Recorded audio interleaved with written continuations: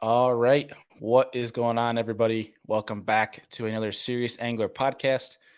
As always, I'm your host, Bailey Egbert, and I am solo tonight. I should say solo. I am solo hosting tonight. There's no Andy. He's actually currently taking his family and his little one trick or treating tonight because it's actually Halloween. Because we're filming this episode early. Long story for you guys, but obviously, because this is a Friday where most of you are viewing or listening to the show. But currently, as you're listening to this, I am driving. I am hopefully making my home stretch down to Louisiana, where actually our guest tonight and I are be competing in Louisiana next week for the Hobie BOS Tournament of Champions down in Caddo Lake, Louisiana. So that's why you're filming this episode here on a Monday with our good buddy, Mr. Drew Gregory. And we have some sauce to go through, some stuff that people need to know. I know there's been a lot of discussion, there's been chatter about it. And, I've had it sent to me quite a few times. And my straight up answer to everybody is I want to hear it from the source. And that's what we're doing tonight because Drew is a great friend of mine. And I am not one to chatter amongst others. I want to chat with the person that actually went through it, and Drew's going to lay it all out for us. So I'm looking forward to hearing the details, and I'm sure you guys are as well. But a couple things before we get into today's show and bring on our guest for today. Obviously, TOC next week. So for folks that tune in to the personal channel on Be the Fish, that means Chasing Hardware's back. It'll be the last Chasing Hardware episodes for 2022 until 2023, which hopefully when schedules come out won't be too long of a hiatus and we can get back into it early in 2023. But also, hope you guys enjoyed our Halloween show that was on Tuesday. We had a Halloween show that's gonna go live, or that was live, I should say. We talked about some on the water horror stories. If you guys haven't checked that one out, I definitely encourage you to. As well as if you haven't checked out the new Lure Lab show on the Serious Angler Podcast Network, there are links below to that. That is posted every Saturday morning, a 15, 20-minute show on just one specific lure or technique. And we've gotten a lot of good feedback from it. It's really starting to take off. We enjoy the heck out of it. So I encourage you to, if you want to learn more about different baits, that is a great show. Check out, again, links to everything social media wise, the YouTube and the MP3.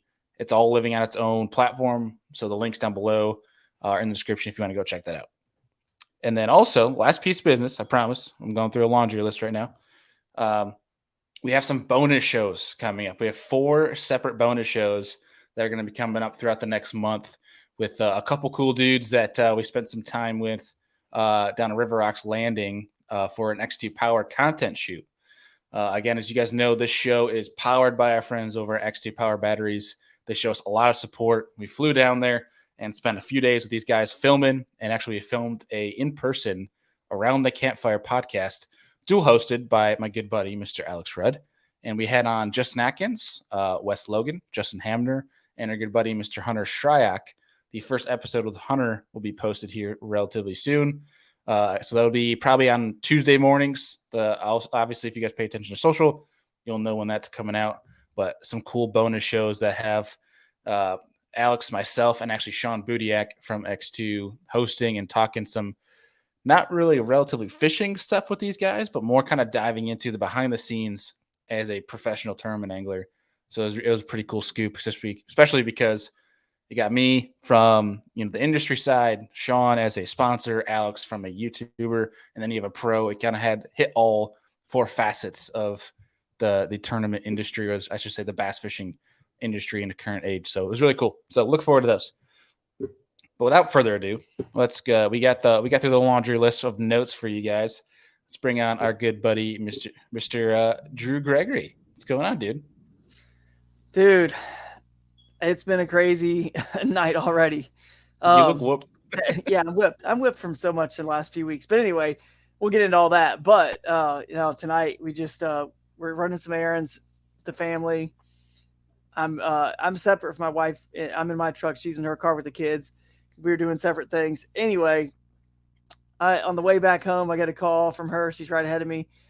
We got to pull over. Theo's getting sick. He's throwing up, and so he's got like projectile vomit. It's just, it's a bad scene, dude. Yeah, a little bad scene. I don't know what it is, man, because we tried to limit his candy intake over the weekend.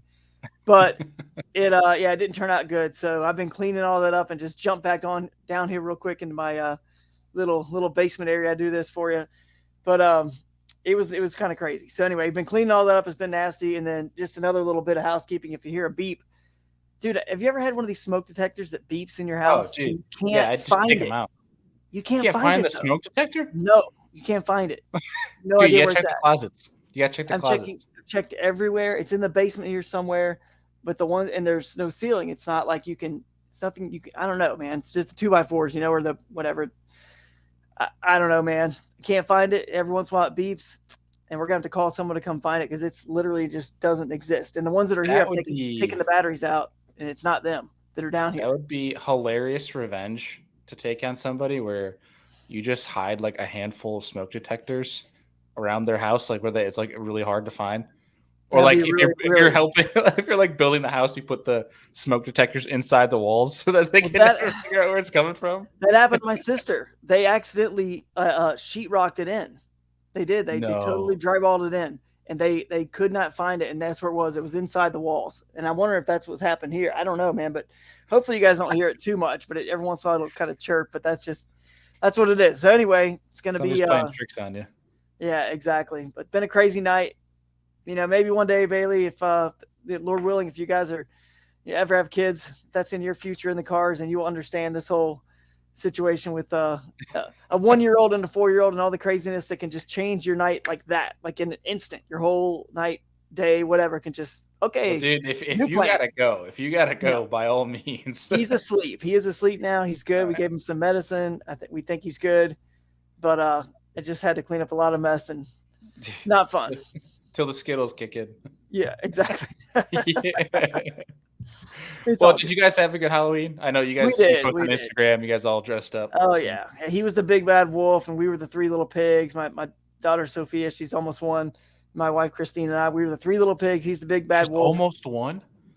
She turns one. Remember during the TOC, I wasn't able to go last year because she Dude, it came feels like 6 weeks early. yesterday. It Yeah, feels she's like yesterday. November 15th. We are. I mean, I guess you guys are listening to this on a Friday, right? Is that what Yeah. we're recording? So it's like Halloween. So Be the fourth. Yeah, I think. yeah, Yeah, like it'll be the 4th. weeks. She's gonna be 1 year old, and that is crazy to think about. That it was just Dude. that long ago that the tournament champions was going on. I was sitting there in the hospital, kind of watching Tourney X and refreshing like everybody else, just kind of watching it all play out instead of being able to be there. But Dude, well, congrats. I mean, like yeah, I don't know why it really felt like it was like this past summer that you had your kid. I don't it know. it does, man. It feels And like it, yeah. they always say time flies. Like cherish it, while you can. But obviously, I had nothing more I'd want in the world than to be there. So that was really cool. I was able to be there for her birth, even though she came a little early and kind of messed up a little bit of the fishing plans, but definitely That's well worth it, and a trophy that I'll cherish forever. She's the sweetest little thing. So she's giving dad a better story for when he comes yeah, back down this year. That's that's all. right. That's right. Well, we're gonna talk about TUC at the end here, but really fast before we top or good grief, I'm already like not being able to speak. It's late at night. You can tell how my day's going. Not picking up after your kids with that kind of crazy, but we're obviously gonna get into today's topic. But before we do, let's talk about KBF National Championship, which you Yeah, almost won that one. yeah. I mean, being fifth place, almost won, but not really almost won in terms of how many inches Russ just smashed everyone by. No, the KBF National Championship was fun. It was obviously I had this other tournament potential win, maybe not win, we don't know, looming. That was hard to kind of handle all that during the KBF National Championship, but probably one of the best things for me was to get out there and be with friends, Distract yourself. be on the water, be with God's beautiful creation, and just catching bass and exploring and just having fun, which is the whole reason we got into kayak fishing, right? So Right. to have fun, and so that was the best thing that probably could have happened to me, is that tournament happening then. So yeah, I mean, it was just a kind of a crazy tournament. Kentucky Lake has been down. We all know that. This is no surprise. So it wasn't hard for me to kind of figure out what I was going to do in terms of avoid the main lake, which we know, the Asian carp and whatnot. It just hasn't come back yet. And then, of course, in the fall with shad migrating up creeks, you don't always know where they are in terms of like at the creek mouth with the lake, or are they kind of halfway back or all the way back or up into the creek itself? But I just knew that I was going to run into them somewhere. So that's kind of, I just figured a creek or river was probably going to be the play. You know what I mean? Like it's some lakes and some reservoirs, never, the rivers and the creeks never play. You know what I mean? Like the actual true rivers and creeks, whether it's a Lake St. Clair or Erie or whatever, Cayuga, you got lakes like Winnipesaukee, places that just don't have those like rivers and creeks. Lake Fork really doesn't have any good flowing water into it. A lot of these great fisheries don't. And then other ones, there's a potential if it's the right time of the year, the right situation like this with shad moving up in there. And I just thought that was going to be the ticket. And it turns out it was for most of the top 10. They kind of figured out that you got to get back up into some, creeks and rivers to really start getting into the places that I don't think the carp have really, maybe they don't want to go there for whatever reason. It's just shallow. The riffles, they can't get over. It's not their scene. I don't know. I've never studied Asian carp and the habitat they prefer, but they don't seem to be in there yet. So I don't think the rivers and creeks, the true rivers and creeks have been affected as much. So yeah, it's funny because Russ and Cody and I, who were right there, I think Cody was third. And then on the trail series and the challenge series championship, Russ and Cody and I went 1, 2, 3. But the funny thing was in pre-fishing, I run into Cody's van and I had a diaper in my truck, a new clean diaper, not a dirty diaper. Oh, and so man. I decided, I was like, you know what, I'm going to put this on his just write a little note to him in Sharpie. I put a little note that said, "I see you," on that diaper, and I shoved it in his front door handle just to kind of make him, he's a buddy of mine. So I just was kind of messing with him. And I was eventually going to tell him it was me just to make him sweat a little bit. Like, yeah, man, we see you, you're found, no one wants that, dude. Like any pro you ever talk to pre-fishing in any elite series, MLF, you name it. Everyone always says like, oh man, I saw those fish on live scope. I caught one and I just got out of there. I hightailed out of there as fast as I could so I wouldn't be seen. No one wants to be seen. You know what I mean? Like you really don't. Yeah. And just because you're seen doesn't mean you're on fish. People think that about me all the time. Like, oh, I saw you here. Well, it's not like I'm on fish everywhere I go. So how do you know? But anyway, I was trying to mess with his head a little bit, put that note on there. And then later that day, doing a little driving around. That's all I did was just drive around all the rivers and creeks and accesses, just kind of looked at them.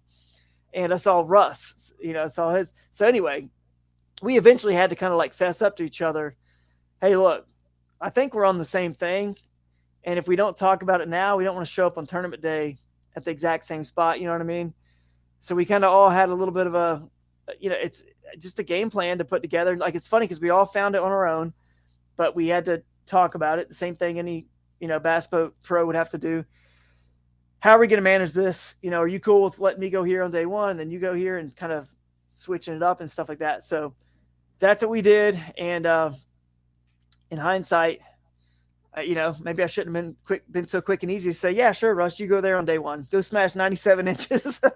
Because that's what he did. Dang. But so happy for him because he put in a lot of the hard work, and Cody and Eric Jackson as well, obviously River Rat himself, and getting second. And Robert Weicker, also in a Crescent Shoaly. He's pretty cool to see him. What's cool about Robert, he fishes like you, Bailey. He wants to be so badly offshore because he knows the mega schools, the size of the fish, the size of the bait. He knows what lives out there, and he knows how to use those tools that you do to find it.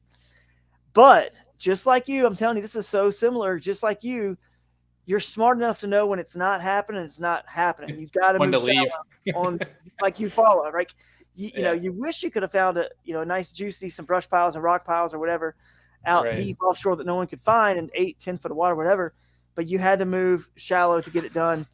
That's the difference. You got some people who just kind of are good at one thing and they can't zig and zag when the conditions dictate it. You know what I mean? Whether it's the lake like we're talking about earlier, like a Cayuga or St. Clair, where you're just not going to win up in the rivers and creeks.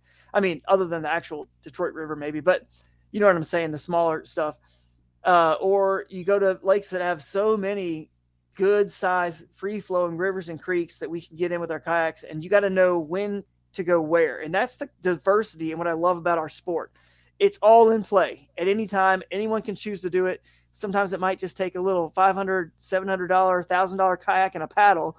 And other times it might take your $5,000 setup with a motor and another $5,000 in electronics to get the job done. But either way, it's pretty cool that the kayak can do it all, and Right. it's pretty fun.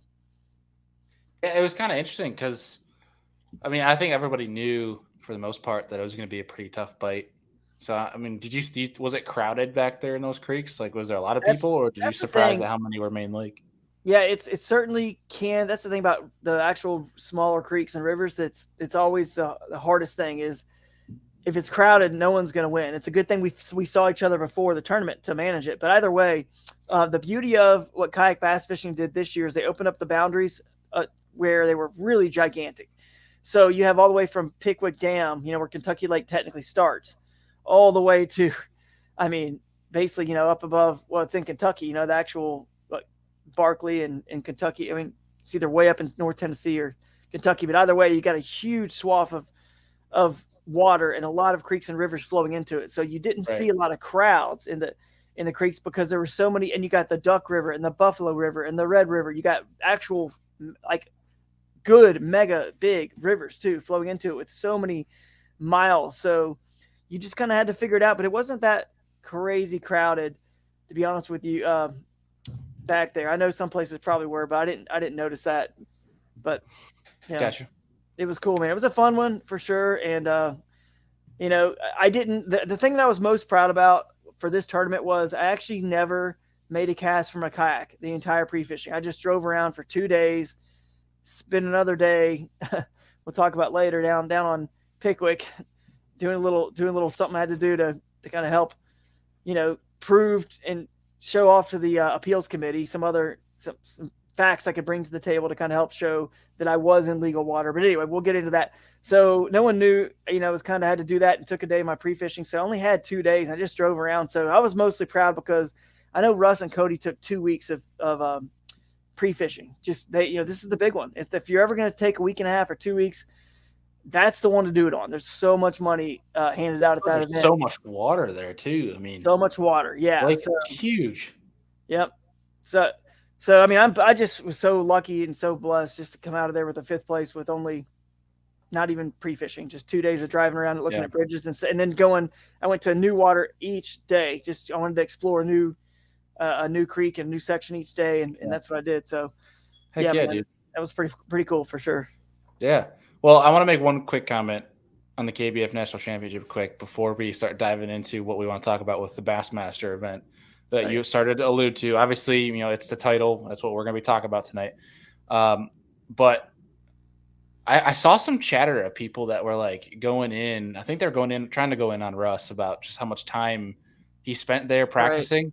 And it's like, look, if it ain't against the rules and you're allowed to spend that time, you cannot knock Exactly. somebody for No. spending that time. But if you're capable of doing it, like, you Yep. mentioned you only had a couple days and Russ had a lot more time to do that. I mean, if you have the time to do it, why would you not do it? You know what I mean? I mean, I'm Right. sure there's some people that operate better on a couple days or one day or whichever. But if you're somebody that likes to cross off water and be as prepared as you can, especially when there's big money on the line, why would Hmm. you not take that time? If you could afford to do it Right. between work and whichever, and you don't, there's no family outlying pressures that you have to be home for, Yeah. why would you not take that time? I don't blame him at all. I mean, I don't Russ is either. one of the best anglers, I think, in the kayak game itself, if not, in the country at this point.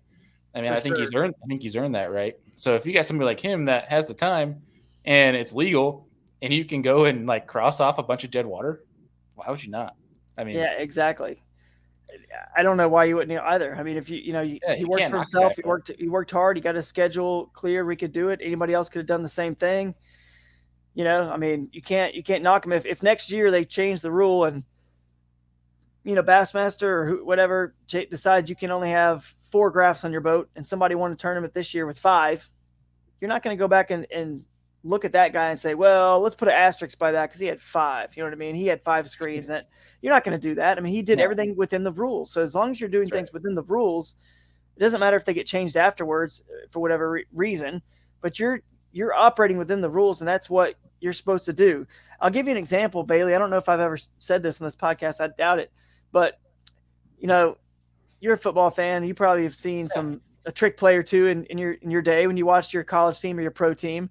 Yeah. And whenever a college football team has a really good trick play, um, and it works, what do we all say to the TV or to whoever we talk about banter online? You always say, that's why we pay, Saban the big bucks or Kirby Smart or Dabo or whoever, Lincoln Riley. You just name your favorite college football team and the coach. You say that's why he gets paid $3-4 million a year, because he understands those rules better than anybody else, and he devised that trick play, and it confused the defense. Because Bill Belichick one time, I mean, I know you probably don't love him being a Buffalo guy there, but I like the guy. all right, so you respect him if nothing else, right? I You respect the heck out of him. Okay, remember that one time he put 3 offensive linemen on the I don't know if I think it was against Harbaugh, and I want to say it was the Ravens or somebody. I can't remember it was which Harbaugh, but he put 3 offensive linemen on the line, which is not a legal formation unless, because the running back out wide that was also on the line to fulfill that requirement had to declare himself ineligible, because that would be 6 people out wide instead of, I think, 5 is the limit or whatever. Well, by the time he tells the ref, I'm ineligible, I'm reporting as ineligible, the ref gets on the mic to the stadium and the other team, number 57 is declared ineligible. Then it's back to the play, and they snap it, and the defense didn't have time to figure out, well, we've never seen 6 wide receivers. What defense do we play? what personnel? What do we do? They're so confused in the head that, and the play worked. I don't know. I didn't score a touchdown. I don't remember. But afterwards, everyone's just like, dude, what a genius. He operated within the rules. There was no flag thrown. It was a legal formation because that player declared, and everyone praises Belichick and praises their college football coaches when that happens.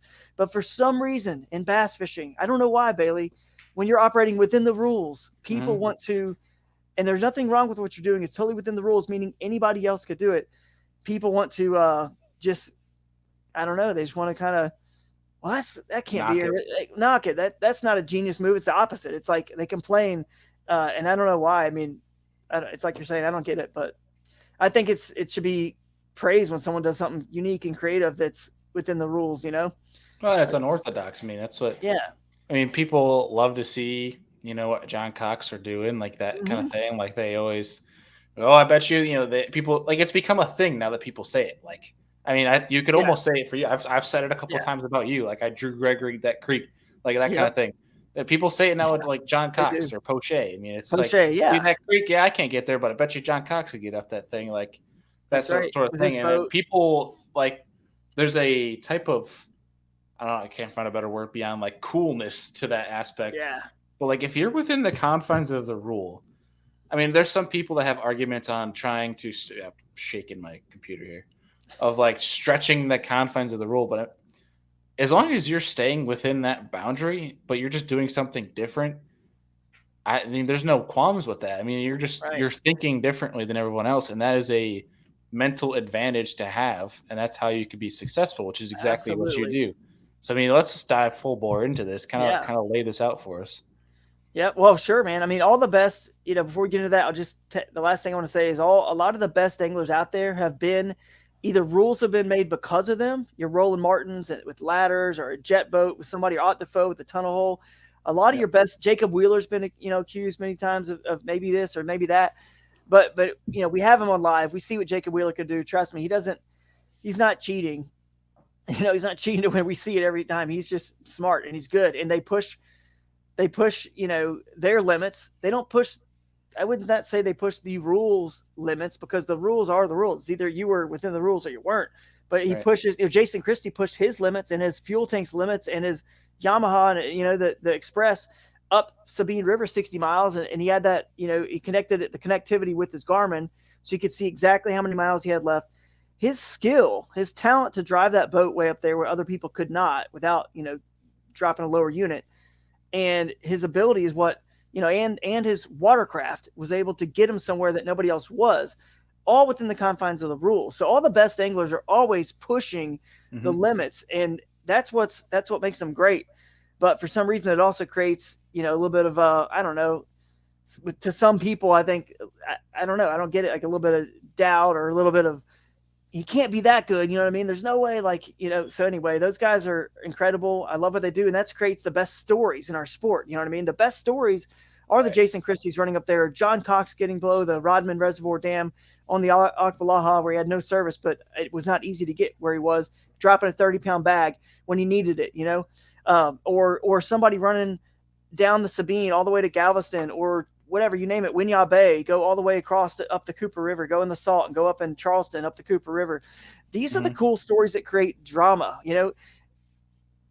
with the advancement of technology, especially on the bass boat side, with live scope and whatnot. And I know you love it. I love it. I'm all for it. I've got nothing against that stuff. I hope we keep advancing it. I have no problem. But we need to continue to be able to push less both people in the creeks for you. Yeah, sure, man. Or less people in the banks. That's right.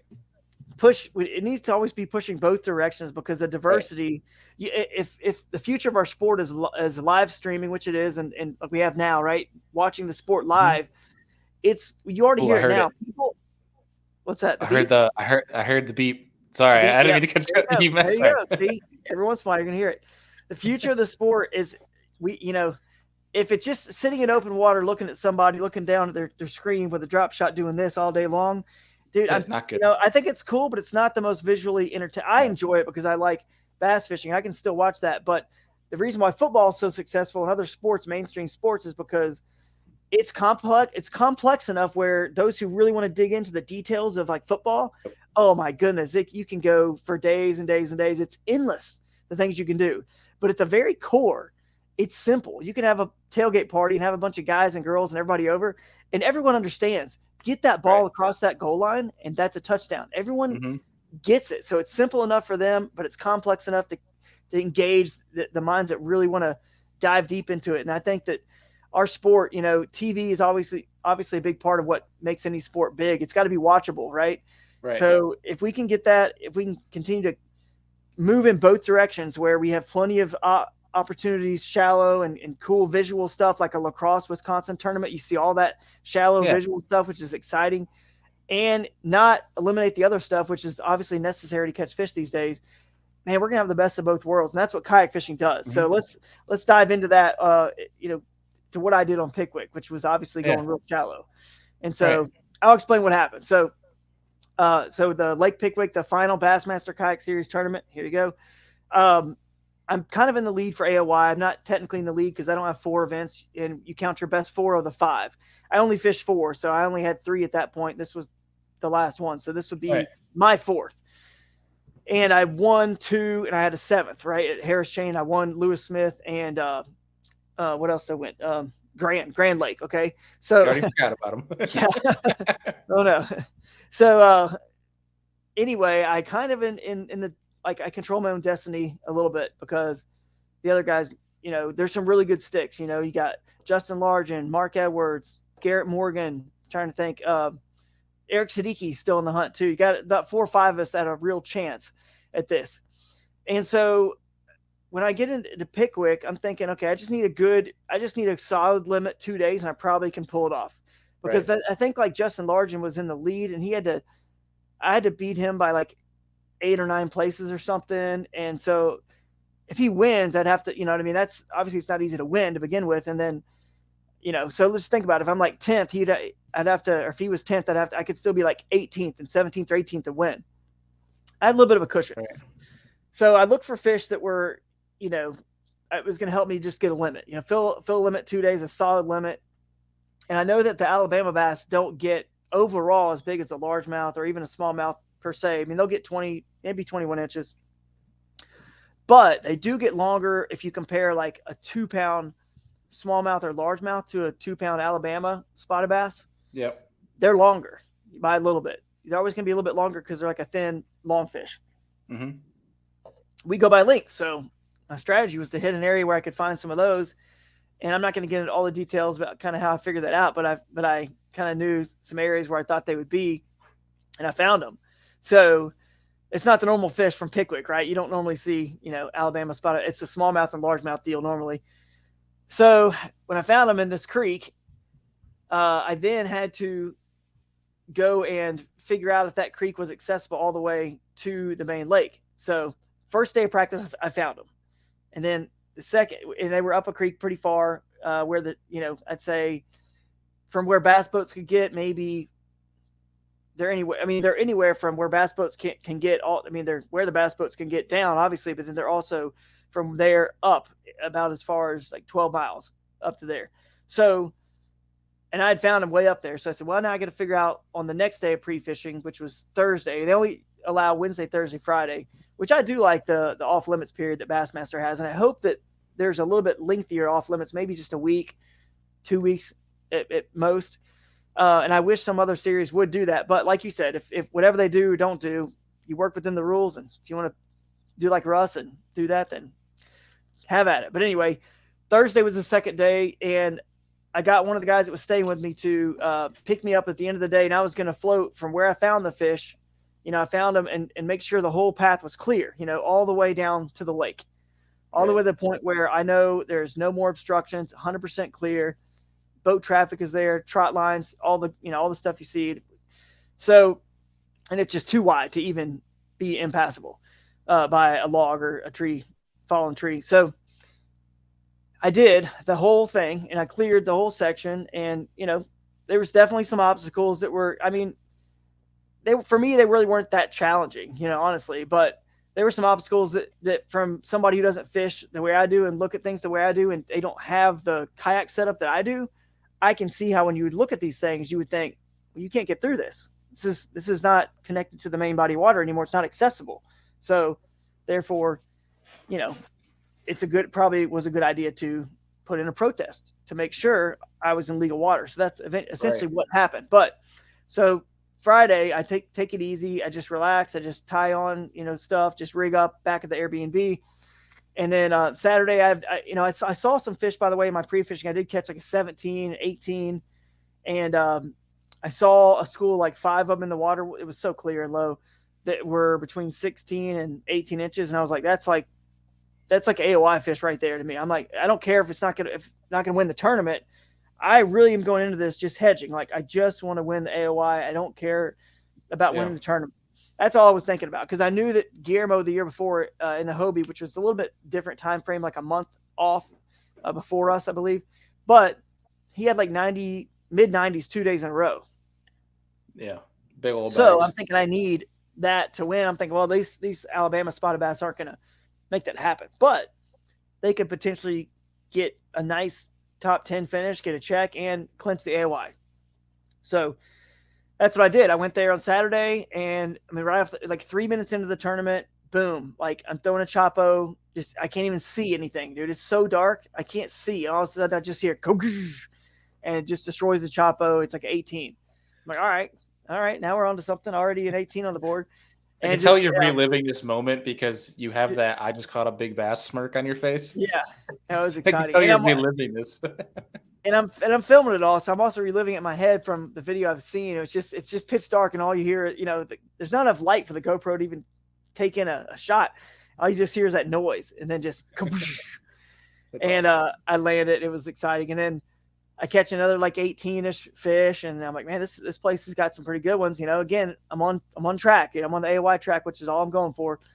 And then out of the blue, man, it's a really cool video, and I'm going to eventually share all this stuff. It's going to be winter here very soon in Northeast Ohio, and as you know, it's coming. Yeah, it's going to come on us quick. Something to do, and get a lot more footage out there from the year.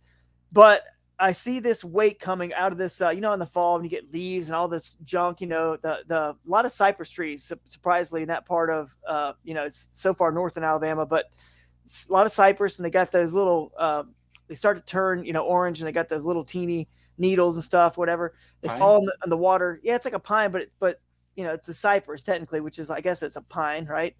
Gotcha. It's a cypress technically pine. I don't know. Yeah, I'm no biologist. I'm not either, but I know it just all those little needles, everything kind of stacks up on the water. And if you got a stick in the water or log, everything kind of collects, right? So sometimes you get these little trash mats that are not trash, but, natural trash, if you will, leaves and stuff. And it's in about 10 inches of water. And I throw it over there, the Chapo again, and I just see this weight come darting out, and it just crushes it. And I was hooked with like one hook. Did a nice big jump. It scared me half to death. It was going to come off. And I'm talking to the GoPro. I'm like, man, that might be a 19. And it might be 19. Then it swoops down beside the kayak. And I was like, oh, my Lord, that is a 20. That's a 20. I've got a 20-inch, Alabama bass on here. So I got it in, and it was kind of ugly, but I just kind of lifted it in. It got caught a little bit in my AFCO gloves, the trebles. It was just ugly. Just got it in the boat. I don't like to. I don't take nets, especially in little tight quarters like this. I just don't worry about it. But and I've just caught them with my hands Not all my even like life. a little trout net or something like that? I used to, I've tried messing around with stuff like that, but I don't know. I mean, I use them sometimes, but in this situation, I wanted to go as bare bones, as lightweight as possible. And anyway, other than this one treble hook bait, everything else was single hook stuff. So like a mini max chatterbait and spinner bait, stuff like that. That I knew the goat toads from Z-Man, that with the big double hook. I'm using that Berkeley fusion hook that you turned me on to, that frog double hook. So with that, goat toes, and it works great. So I know they're coming to the boat, pretty much. So this was the only situation where a net, might should have had a net for that. But anyway, I got in the boat. It was 20 and a half. I think I submitted it, and it, I got 20 and a quarter is what it finally got it submitted as. But it was 20 and a half. I had another photo I could have submitted in, but anyway, I'm going to call it a 20 and a half. It was because it's like basically a close to a PB. If I probably is a PB for that species. But anyway, then I'm like, dude, I got 2 18s, a 20 and a half. And later in the day, I caught, a couple others that were in that 18-inch range. So I've got like 94 and a half for day one. Awesome day. I'm in the lead by a lot. I think Guillermo was in second. He had 80, 87 maybe. Something like that. He was in the high 80s. So he's down there a pretty good ways away. I'm like, man, this is crazy. Day two, and unfortunately, and these guys are hammers, the best of the best. Those guys I just mentioned, none of the guys in the AOY race really had a good day one, like none of them. So it's sort of like, I just need to go out and catch a limit. Doesn't even matter what size limit on day two, and I pretty much can wrap up the AOY. So I go and do it. I decided to go to the same. I had another creek I could go and fish as well that I had found fish in that was a little bit cleaner and clearer, to the main lake. It wasn't quite as, challenging, whatever. But I decided I intentionally wanted to go back to that place because I like the fact that I thought I was right. I thought no one else would probably be there because, I've got a little teeny boat. The skill set that I, learned over the years and trained and acquired, I guess, from the training, it allowed me to get, through to the main lake, to know it was clear and accessible, in legal water, for me, my setup at least. And so I went back there again. I was like, no one else is going to be there. I'm sure of it. So I didn't see anyone on day one. I got the limit. It wasn't as big of a limit, like 80 something inches, low 80s, 81 maybe. It wasn't, the bite was way different, but it was enough to win the tournament still by, I don't know what it was, like 7, 6, 7, 8 inches. Wow. Pretty good amount by still over Guillermo. I think Christine was third. But that's kind of the story. And then maybe Monday or Tuesday morning, get an email from Chris Bowes saying that, someone's protesting the tournament, and they got some pictures and some video, and he showed me the pictures and video. And I said, hey, I get around that log. There's a little bit of a sneak around this side, around the root. And explained to him this other shallow water. I was like, I can get up all that. But, in the video, to defend everybody in this situation, the protesters, they were certainly, I think they made the right call to protest because, like I said, it looks impassable unless you really know what you're looking for and how to kind of get, under or around or, whatever the obstacles.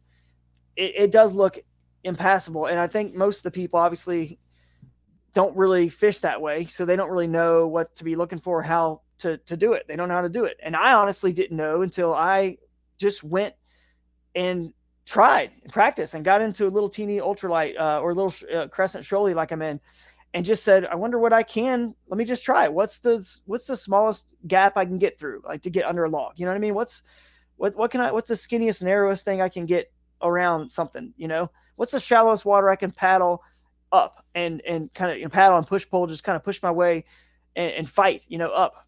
What is it? You don't know until you go do it. Right. Right. And so I am defending everybody in this situation. I don't feel like anyone was in the wrong for the protest. I'm very aware of who protested. And I'm friends with them. Have no issues at all with the protest. I think it was a good protest because it looks very hard to get past. And right. So I needed to explain, how did I do that? I get it. I want the tournament to be on the up and up as much as anybody. I'd never want to win a tournament without, with breaking a rule, unintentionally. And obviously no one wants to win for sure. If somebody's out there downright cheating, you know what I mean? Of course we want to catch those guys. But So I get why they did it. And then Chris, he and Hank had to talk about it. It wasn't easy, I'm sure. But think about it. How can you just take my word too and say, "Oh, you can get through that"? But the video and the pictures certainly does not look Right. that way. It does not at all. It's like, okay.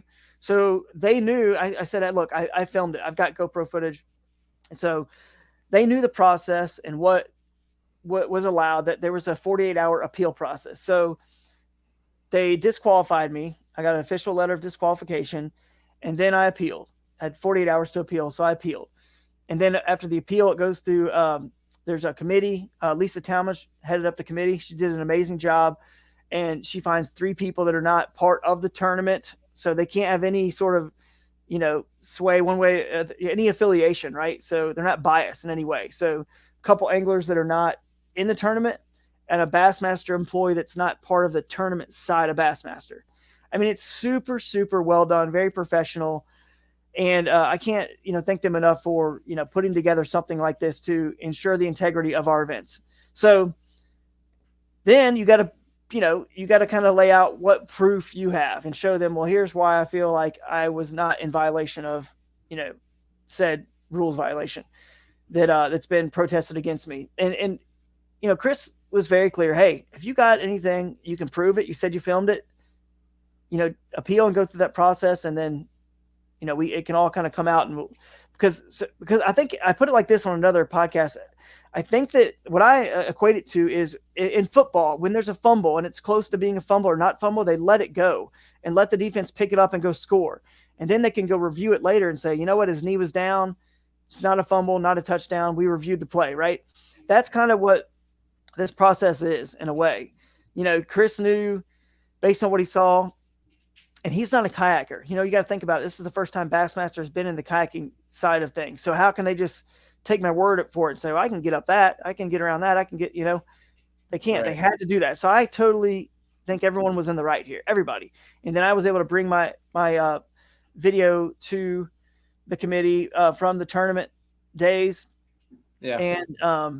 And then the day I went back just to regather more, the cool thing for me is that one tree that happened to be the video they showed, the one that looked like the most impassable. I had video of that on that pre-fishing day, the Thursday. I went and did the whole section to make sure it was clear and accessible. And Saturday, the day of the tournament, had it on both of those. And then I was able to go back and show them some other clips of like the shallow, skinny riffles and stuff like that, and how, when I saw, so one time I was watching Eric Jackson. I was behind Eric Jackson in a tournament in the Pan American Games. My former employer and boss, Eric Jackson Kayak, and he paddled up a Class 3 rapid without getting out of his kayak ever. And I was like, what did I just see? Like, how in the world was that possible?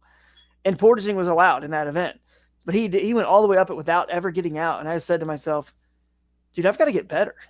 I got a lot to learn, and I still can get better at kayaking. And Bailey, never once did it ever even cross my mind, dude, oh my goodness, he just did that. We need to outlaw that rule. We got to outlaw it. We got to change the rules.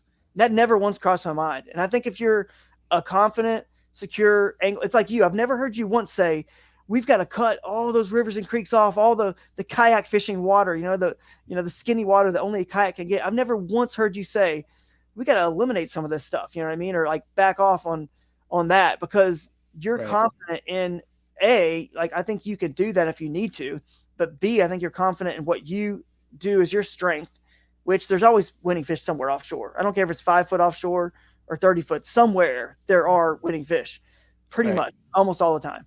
And you know that, and you're good at it, and you can find that. So you're confident. You don't ever, just to say, well, we just need to, keyboard warrior. You're never out there like just pushing your agenda to make it where your style is going to be more likely to win. Plus, I think you also know that what would happen if you do that, and if things get outlawed, then more people are going to be on your stuff, and you don't want that either. You got enough bass boats on your stuff. You go back up there, Drew. You go back up there. Less people on the lake. Exactly. And so it's not like it works. I've had a good year. I didn't win once last year. I only won once the year before that. I won the AOI with Hobie, but only won one time. It's not like you look at the top of these tournaments, and there are some like the KBF National Championship, which was for different reasons, with the Asian carp and Kentucky Lake just being so down that you had to kind of be up in a river or creek. But in my opinion, like the A rig, when they outlawed it, right, Bailey? Do you remember how they were afraid that this is all you need to throw in every tournament? Every tournament's going to look the same.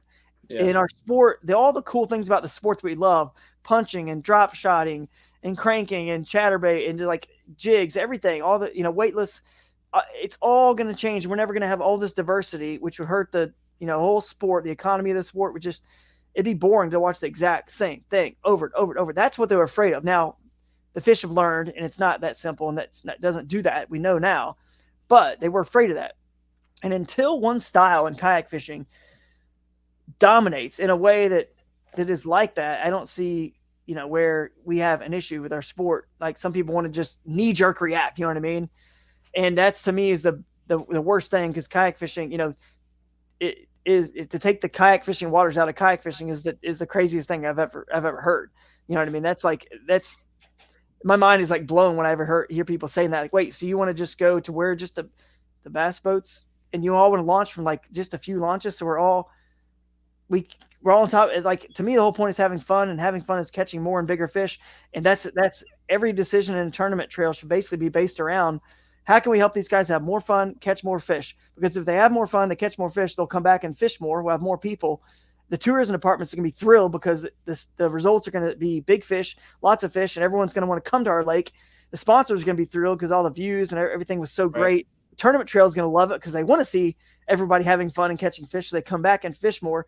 And pinning people down to like just a few, launches or whatever. I haven't been on social media to see all of it, but I think that's what people have been saying. We need this and we need that. And I don't know how it stems from a tournament, from something that happened with me that had nothing to do with me launching. I was completely legal where I launched, but somehow I think it stems from this whole incident that everyone just wants to knee jerk react and find reasons why maybe, I don't know, man, but you're like, there's a lot of people out there that you don't hear that from, and they're confident in their abilities and what they're doing. They're not just looking to, well, how can we, how can we tweak these tournaments more into our favor somehow? And to me, I just want the most people enjoying the sport as possible. And if somebody wants to get a $500 kayak and a paddle and that's it, and go out there, then I want them to be a customer of our sport, a potential person that can enter our sports. Not because if you limit it to only these designated few launches, then you have to have a pedal drive at that point,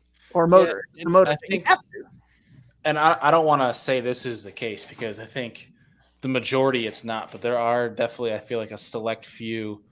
And this is not even just kayak fishing. I mean, this could go for the boat side of things, could go for sport leagues. This could be used universally, but there are a few folks out of the majority. There's a majority of folks that, like yourself, say, I just saw that happen. I need to get better. I need to improve. Where there's the select few that see that and they think, man, they have an advantage over me. Well, whether it's an equipment or with equipment they don't think they can afford, or it's a skill set like you have. And it's like, then they kind of use that as a means of saying, well, I'm at a disadvantage, so we need to make this more, more of a fair, level playing field. So those are the people that will go and gripe for either a different league or something being banned. And I just think that is not a culture that you need to have in order to get the best of the best. And I heard a lot of conversation lately of, I've been reading a bunch of people want there to be a quote unquote elite, a pro tour level of kayak fishing, and that kind of mindset and that forced culture is not the way it's going to happen in the kayak realm.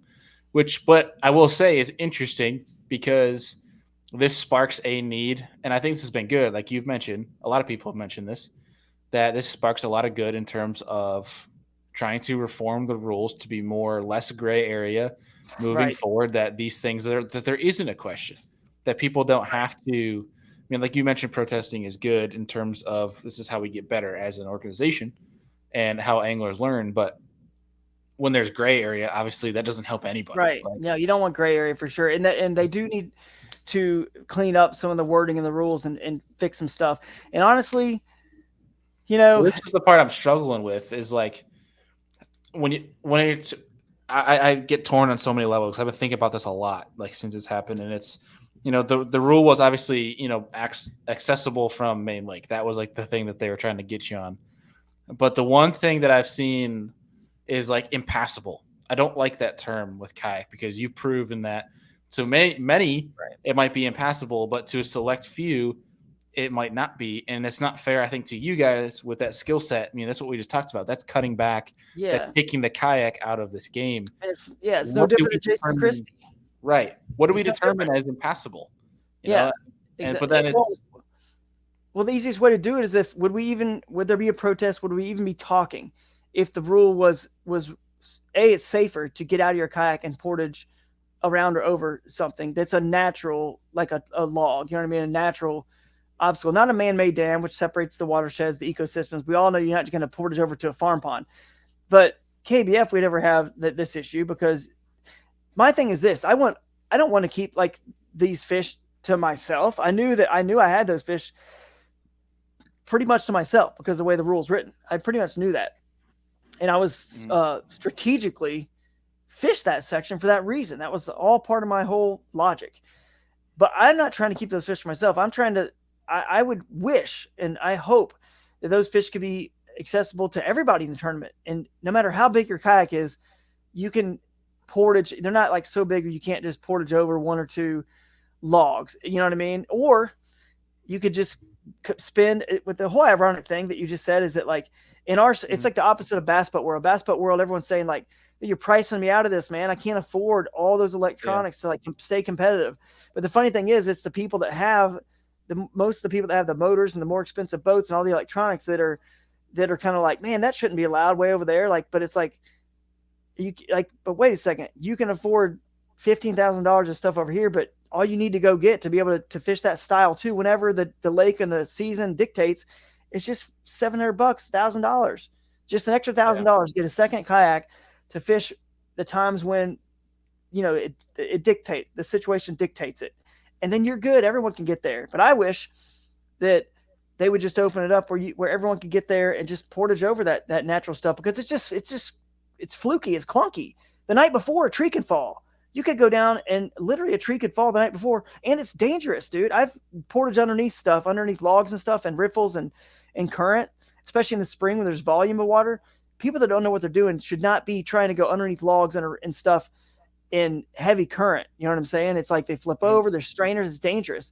So much easier which it's perfectly legal to get out on a rocky sandbar or whatever and or go right around that log. It's so much easier, it's so much safer, and there's nothing illegal about it, in terms of this is the way we fish out of kayaks on every given weekend. This is the way it happens. I just wish more people get to those fish because clearly there are fish there. Okay. And there's only one way this sport can grow and expand, man. In golf or in any other sport, soccer, if the sport blows up, you just build more golf courses. You got plenty more land. We don't have a shortage of land, but we have a shortage of fishing playing fields. This is it. They're not building anymore. This is it, guys. And they're getting worse. They're not getting better, most of them, because of the eutrophic upsurge is gone. The first 10, 15, 20 years of these places when they're the most fertile, it's gone. You're never getting that back. You're only going to get it back with grass and other things that naturally give, the bait fish more life, more nutrients. But the problem is water skiers and jet skiers and whatever pleasure boaters don't want grass. So we spray the grass. Okay. So what do? Certain lakes, we say, okay, we'll fill it with an ocean, put herring in there or whatever to give it a new food source, which can keep it going because all the nutrients are gone from the original trophic upsurge. So we're just chasing our tail constantly in fishing. And the only way we can expand and the only place we have to go is kayak fishing is literally the key to unlock all that, that commerce, all of it, all those playing fields that the bass boat world can't get to because you got to launch from one place. You got to have a 25, 30, 40,000 acre lake. You can do radius events with kayak fishing where Tallahassee, Florida, you can go and there's 3 lakes that are 3,000 to 5,000 acres and lots of rivers. And you can make this boom, guys. There's your lake, your playing field, for example, not one lake, but there's your group. Figure it out. It's a mystery. It's a puzzle. Go figure it out and solve it. And it's like the most beautiful thing about our sport. And it just scares me to death that there are people out there that don't see that's our special sauce. And they're trying to like pull our special sauce back and make it, we're just fishing the same waters that bass boats are fishing, and the bass boats are going to hate us even more for that. And at that point, like, why are we just not in bass boats? It's clearly the better tool for the main lake. It's silly to anyone to argue that it's not the better tool. Yeah. It's much better than a kayak for the main lake. So to me, I just want to like, I can't even get online and even attempt to even convey any of this stuff to people because it's that feel otherwise, because they're never gonna, you're never gonna convince them. But it is kayak fishing, like but anyway, back to wrap up all that. I do want to say that until we have it's one, in anything, bass fishing and bass boats or kayak fishing, until something like the A-rig, until something is winning at an overwhelming rate, like right now, I feel like, and you could tell me if I'm wrong, but you follow the sport. I feel like if you go back, and again, people aren't bringing up this topic in January, February, March, April, Lake Erie, St. Clair, Cayuga, whatever, like reservoirs that fork that don't have any real creeks, rivers flowing, right? You don't hear anybody saying anything about this then. Why not? Because it doesn't play then. It's not like this is winning all the time. It's a 33%. I think 33% of the time you can say that a tournament was won in a true river or creek from the lake, which is fine. Sometimes it happens in bass boat world, like the Sabine River, like we're saying, or up a Coosa River, a true river, up from the main lake. Happens even in bass boat stuff. And then 33% of the time it's won on the main lake bank. I would say mostly during the spawn, around the spawn time of the year, which is a lot of tournaments. And then I would say 33% of the time it's won offshore somewhere. And I could be off in those percentages a little bit, but I definitely don't think something's winning. It's one of those three I just mentioned is not winning at some 75, 80, 90% clip where we got to figure out a way to change this. But here's how you can change it. You go and do that. If there's something that starts winning at an overwhelming clip, all the anglers, you should be smart enough to figure that out. So you go and do that thing. And when everyone's doing that same thing, then the other things get less pressure, and it ebbs and flows, like it's going to have more pressure. Like you can't win in a creek. That's why Russ and Cody and I had to communicate. We would not have done as well. Russ would not have won if Cody, Russ, and I all showed up the same day on that same little creek. He's not winning. So that's my issue, is that until we want to knee-jerk react because it's the internet these days and everyone just gets on there and just types and has more time doing that.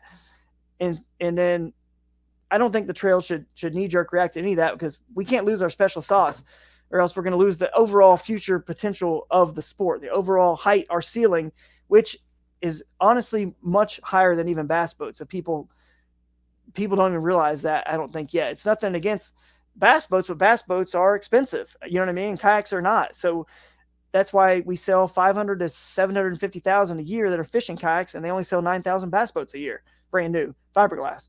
So, dude, the ceiling's so much higher. I just don't want to see us lose the kayak out of kayak fishing. That'd be sad. Yeah, because I mean, like you mentioned, I think the biggest opportunity for kayak is getting away from all the big lakes that I shouldn't say we, but you see a lot of folks that pay attention to the elites and MLF that they go to every year.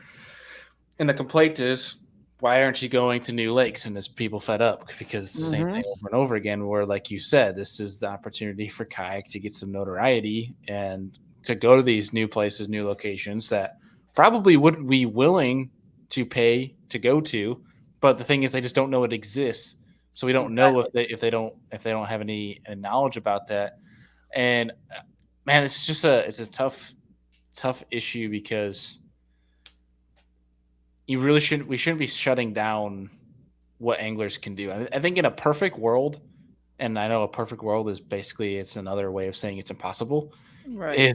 Is strapping a GoPro on everybody's kayak, like they do in the elites or MLF. I would think MLF does it too. Yeah, Everyone has to have a camera running. Well, it defeats the purpose of sports, man. That's what we love about sports. Yeah. It literally lets the human body and mind just go to limits we've never seen before. Like the first time someone did a 360 on a snowboard, it was like the biggest thing ever. Like, oh my goodness! And then all of a sudden it goes to whatever, 540 and 720, and now 960 or 900. I don't know, whatever it all goes to. It keeps going. Can you imagine if at some point they said to Shaun White, hey man, you're gonna have to stop doing 3 spins because the rest of the field can't do 3 spins and you're winning everything, and we're gonna have to cut three out, dude. Sorry about that, man. That defeats all of what sports is about, man. Pushing human body, physical, mentally, and the limits of what's possible. And I'll never forget the cool stories, and it's not really sports, but it kind of is. Like, there's a guy who was 80 something years old, and he paddled across the Atlantic Ocean in a kayak. It was like a big, like a boat, and he had a place to sleep. And he went in a kayak and paddled across the entire Atlantic, U.S. over to, I guess, England. And I'm like, dude, that is unfreaking believable, man. Like, that's unreal that he can do that. He pushes his body in the limits of what we feel is humanly possible. These are the stories we love the most about sports. That's why we're so excited about it. You look at SportsCenter's Instagram, and constantly you're seeing these incredible stories of sports and someone who pushed themselves and did something they never thought could be possible. And we're taking that potentially away. That'd be taking away, if you ever cap things like that, what you physically could do. Again, this is a sport. We're trying to call it a sport, right? We want it to be a sport, especially since in kayak fishing, you do use your legs and muscles, arms, shoulders, back a little bit more than, the bass fishing, we call it a sport as well. And there's a lot of coordination involved, but kayak fishing for certain, it's an athletic venture. So to take any of that element out of it, it goes against everything that sports, it just defeats what sports is all about, in my opinion. So it's kind of sad to hear people talking like that, but I don't know, man. It'd be actually interesting, bringing up that. I was thinking about the camera thing. I know, like, it's impossible, but if you forced everybody to have a GoPro running all day, every day for tournaments, it would, one, I think, cut down the amount of people trying to cheat. But two, imagine how much content if they had it in the fine print, or not, I shouldn't say fine print because that sounds sketchy, but in basically the thing you sign for tournaments, like if they had it that, like, say Bassmaster owned the rights to all the content shot on those GoPros, how much content they would have to therefore push on their channels. I think Bassmaster has something like that. There are content from a rights. Content standpoint. Yeah, from a content standpoint, they do. But anyway, it's no, it'd be incredible. And I hope live stream is the future of the sport for sure, when signal dictates and we can. And I wish, I wish, it was live on me that day. Could have solved a lot of problems and questions. But, to get back to kind of put a bow on my whole situation, I will say that even before the tournament, I told the tournament director where I was fishing. So he knew where I was fishing. And I told him I made sure it was clear all the way to and from the lake. I made sure he knew it was very clear. And I also shared my location with the cameraman, Mark Cisneros. So he knew where I was, hoping he could swing down and get some pictures of me at a couple spots that told him that were public. He could go in and snap some photos. So the reason I'm bringing this up, Bailey, is because people out there they're driving a false narrative that, man, like, this is why people don't want to fish kayak fishing tournaments, because they don't know what's happening out there and you're so far away and all this stuff. You know what I mean? But here's the thing. You don't know, even if you launch from the same place or 5 or 6 different places or 15, it doesn't matter. Once everyone gets out of your sight, bass boat tournament or kayak tournament, it doesn't matter. You can still do anything. You could accidentally do like Gene Jensen did, get out, fish in a marina. It's not legal to fish from the bank. And that's kind of where I think he got DQ'd in the KBF, because he posted it on YouTube. He didn't know, obviously it was unintentional, but like, people will point to that as well. That's why we can't let people get out of their kayaks and do this. And it's like, guys, in any tournament scenario, all these scenarios, these ways that you could cheat can happen. People can still do that. But here's the thing. And the reason I bring up Mark Cisneros in the camera and sharing my location, the only reason to cheat is to win. You know what I mean? That's it. Because to win money, you're doing it because you're, for whatever down point you are in your life that you feel like you need to go steal money, basically. You're cheating to win. Okay. So if you're cheating to win, then on all these 2-day tournaments, when the camera guys are on you and they're getting all your locations and they're following you, they want to bring a camera guy on you. How in the world are you going to cheat then? How are you going to bypass that at that point? Like, you're not, so you're not going to win. And so people are making this false narrative of, this is why we need to have all these rules, because these guys are just doing whatever. And they're all it's the Wild West. They're just fishing wherever they want. And it's all illegal waters, making these false narratives that aren't true. And you can't win when the media is covering you and you're, and the whole, obviously you got lie detector tests. We have to pass those. When you win a tournament, guess what? They ask where you launch, and when you tell them, they can look if it's legal or not, and you're disqualified. So even people that say, oh, people are launching from places that are, and yeah, you could say, oh, that person lied, but the tournament directors aren't stupid. They can tell when someone is kind of being evasive, especially if you come out of nowhere and you've never done good before. And it's like, I don't know, like you can pick up trends, you know what I mean, that should raise an eyebrow. And that's why I think it's no problem why someone protested my tournament, because when you win, that's when you're going to get scrutinized the most. I mean, I was my third win in a row. Like someone should definitely have an eyebrow raised. Dude, my eyebrow was raised. I was like, my God, I just won 3 in a row. I can't believe that. Like I was shocked and blown away, because that's just, you don't expect that to happen in a single person sport.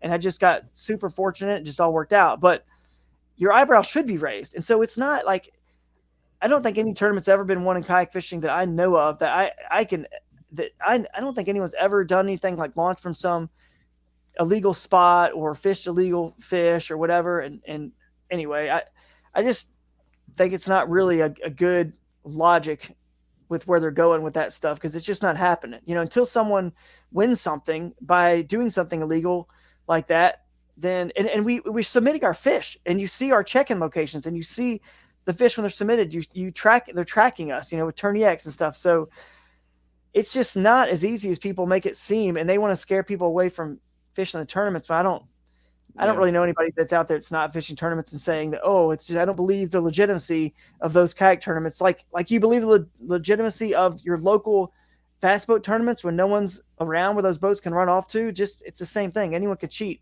if they want to in any of that stuff. But how are you going to do it? Once you get serious and they get the camera guys on you, how are you going to pull it off then? You're not. Lie detector test. How are you going to pull that off? You know, where they don't raise an eyebrow and figure out if you fail it. So you're just not. Hey, I've been through the gauntlet, dude. I didn't even break a rule, you know, and I can tell you right now, you're not going to cheat intentionally in any of these tournaments and get away with it. The second someone protests you and you got to go through this whole judicial, you know, this kind of court-like feel, right, process, trial, so to speak, bro, you better have your ducks in a row. I was glad I'm sponsored by GoPro and was filming the whole thing of every fish catch. You know, everything I did pre-fishing, it's all on camera. And then even after pre-fishing, when I went back to refilm even more stuff just to make sure I have plenty to show. You're not getting away with anything in our sport, guys. It's not happening. Don't be afraid to fish any tournament. It's all on the up and up, and you're not gonna get away with it. Trust me.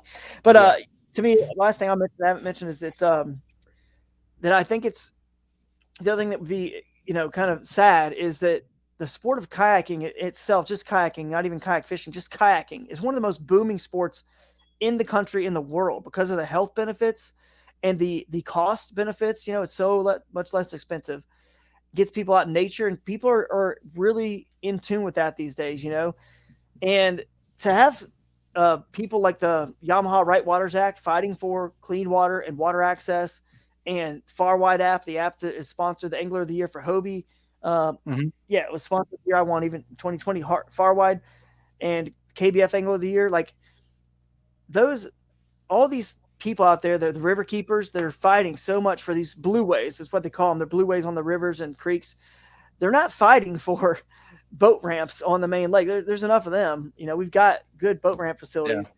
We're fighting for kayaking here and for the future of this sport. Forget kayak fishing, just kayaking.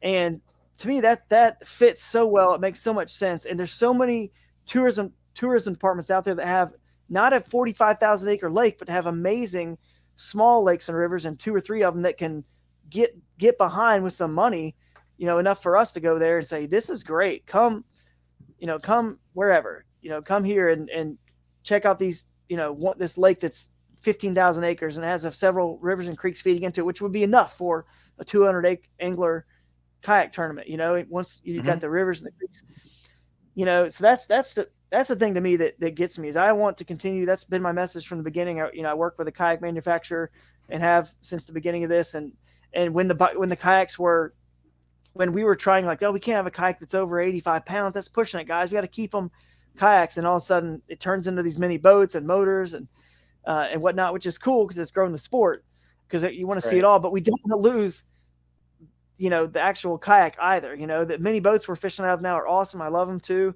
I've got motors, I got graphs. I mean, I'm going to use them when it's necessary. And, but we definitely don't want to lose that original intent of why we got into kayak, which was to get to the skinny and a lot of the shallow water and electric only lakes and the places that maybe just aren't overcrowded with bass boats everywhere. Because we all know that, I think you would say, and everyone would say that's a bass boater, that the lakes have plenty of pressure as it is. Like no one's ever complained and said, "Oh my God, I'm so upset at this tournament. I was all by myself fishing. I was all alone where I launched. I'm so upset about that."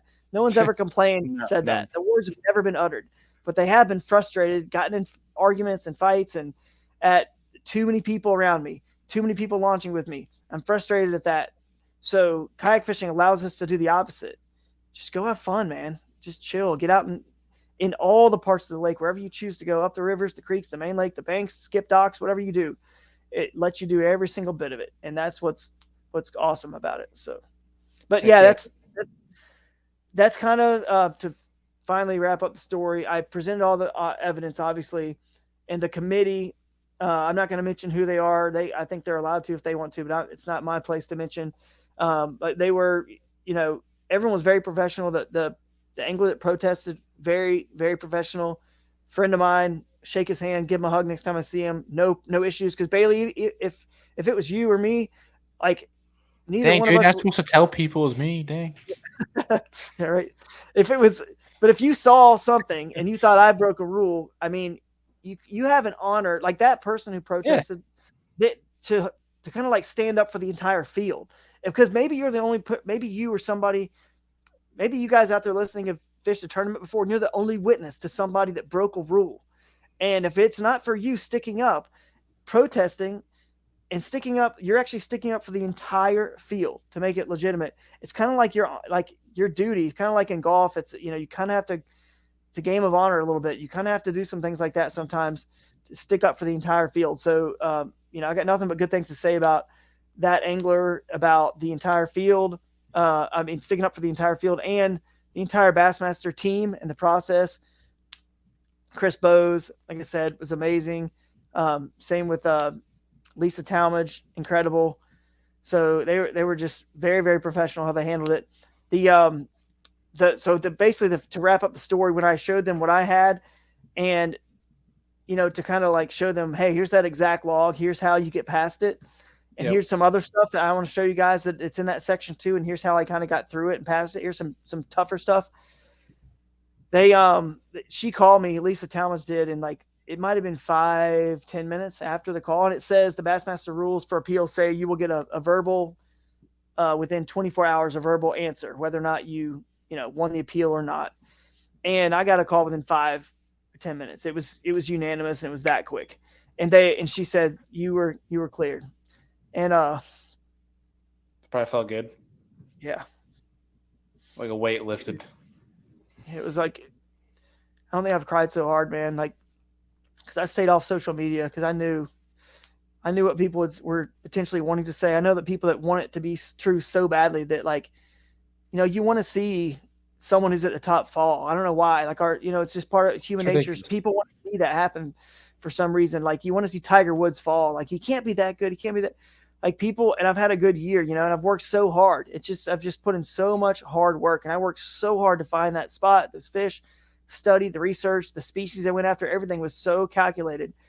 And I don't know why we have that in us, the human nature that you just want to see that. But then we want to see people get built back up too, and come back from it. But I know what people are saying out there.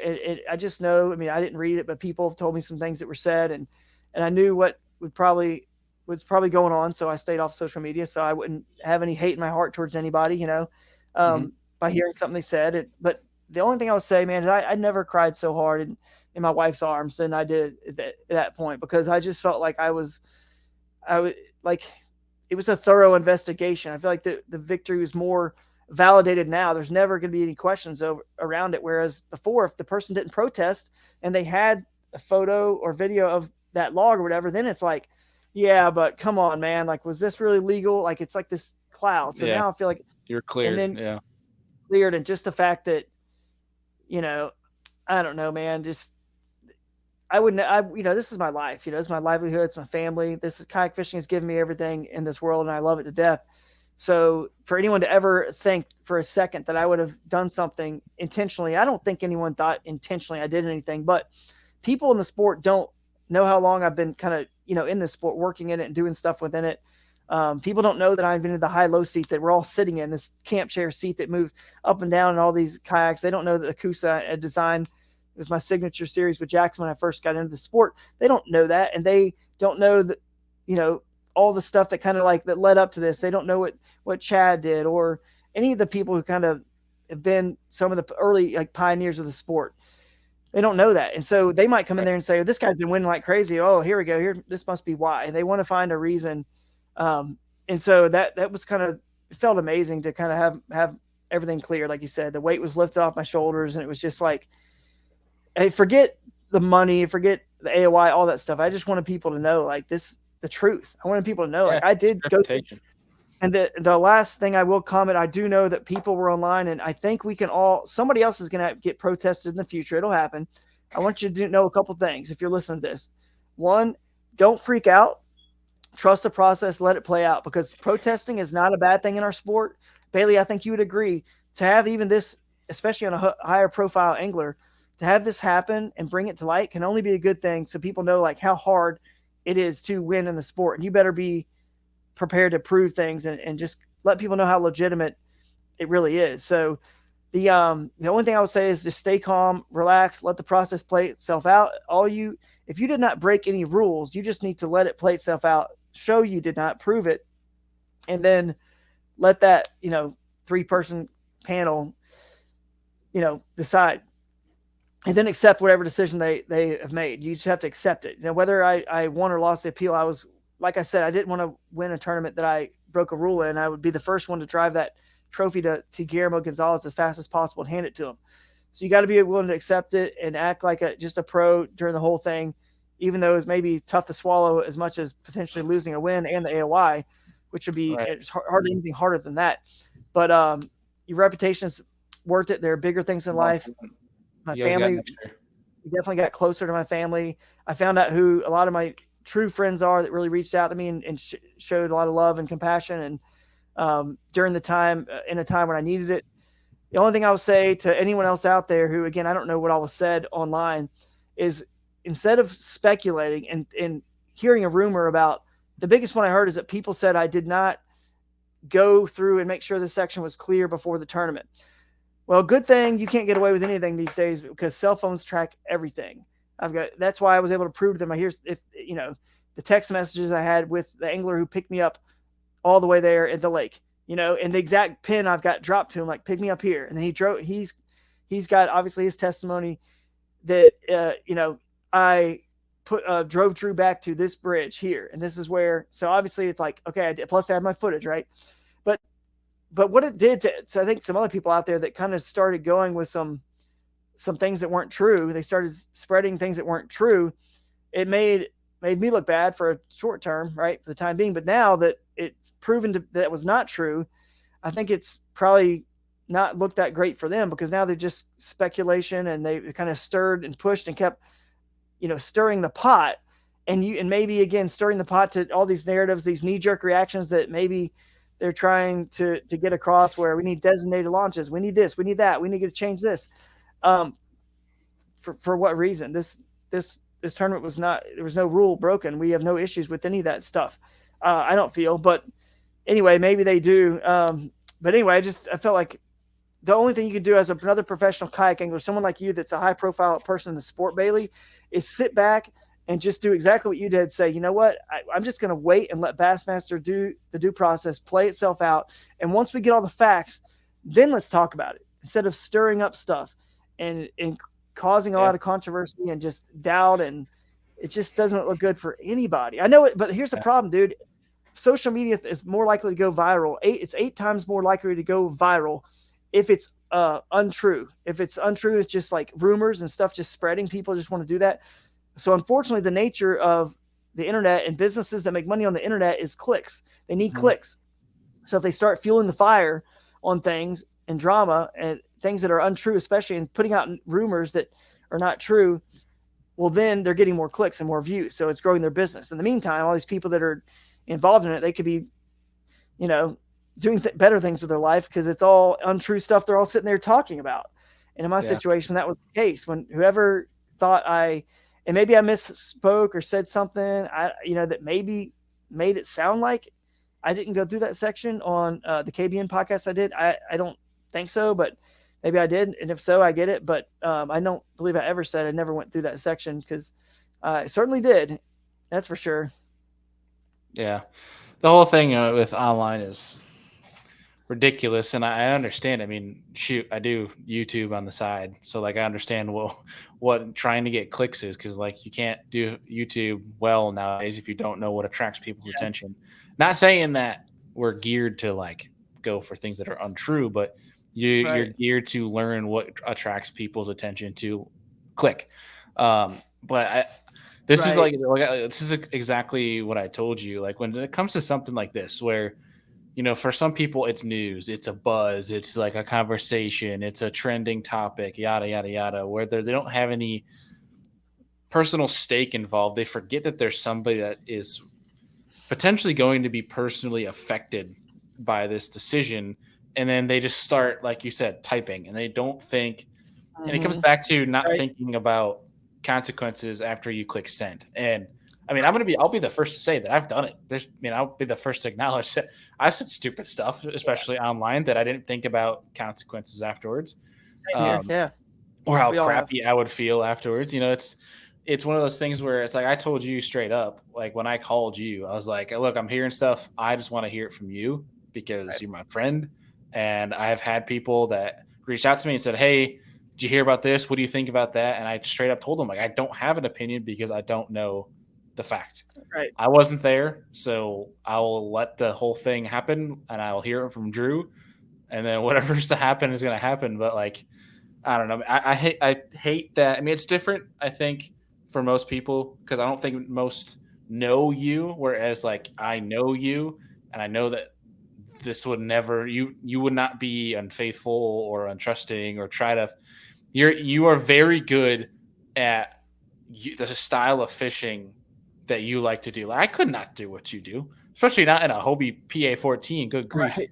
But like, I just think some people can't grasp that fact, and I think it's one thing that sucks about, and it's not even a fishing problem; it's a societal issue, Oh, for which is sure. never going to be fixed, unfortunately. Yeah, But I agree. I think you're right. Some people just can't grasp that. But what just gets me, what I can't ever get over, can't understand, is that those same people have no problem watching and rooting on, a Jason Christie go 60 miles up a river with his boat and navigate all that stuff, or somebody make a long run or do something crazy or cool, or John Cox go really shallow, or Keith Boucher, whatever. Like, there's no problem there. Like, most of the people, it's still like, oh, that's exciting. I love seeing that, and it's cool. But then all of a sudden, on the flip side, it's once it's in kayak and it seems to be happening, it's like, why is that not as equally respected for some reason? It's not easy, because here, I'll tell you why it's not.